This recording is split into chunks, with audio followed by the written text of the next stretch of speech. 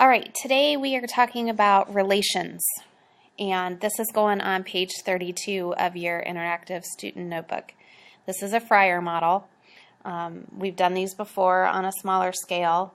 Now I want this pasted on the entire page on page 32. And we're going to define it, talk about characteristics, what some examples are, and what some non-examples are. So, the word is relation. And it's just like it says, it's a relationship. And in this case, it's between two numbers. And our definition for this is going to be a set of ordered pairs. Some characteristics. These are just some words that I associate with the word relation. So ordered pairs. A table, which we just got done doing yesterday. A table of values. A graph, the coordinate graph. A mapping diagram that I'm going to show you. This down here is called a mapping diagram. Or the coordinate system. These are all characteristics or ways to talk about what a relation is. I'm going to first start with what a relation isn't, a non-example, because my definition is a set of ordered pairs. Now I have two sets here. And this bottom one right here, this is just a set of numbers. And so it is not a relation because those are individual numbers. This example here has two ordered pairs, 2, 3, and 4, 5. But it also, this set contains the number 7 all by itself. So this is not an example of a relation, okay?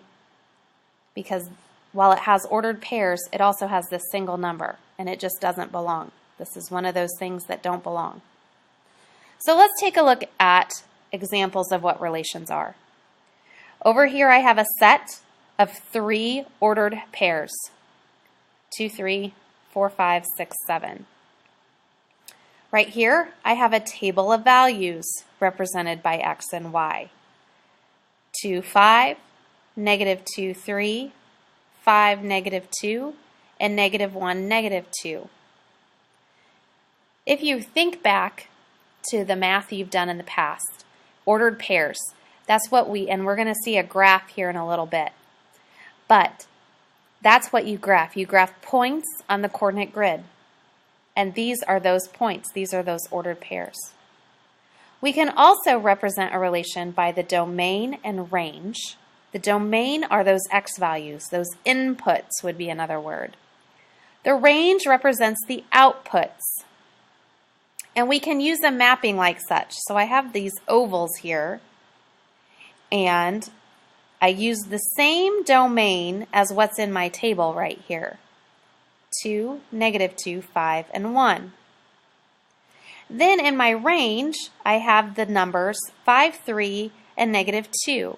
Negative 2 occurs twice in my table, but in my mapping, I'm only going to list it in here once.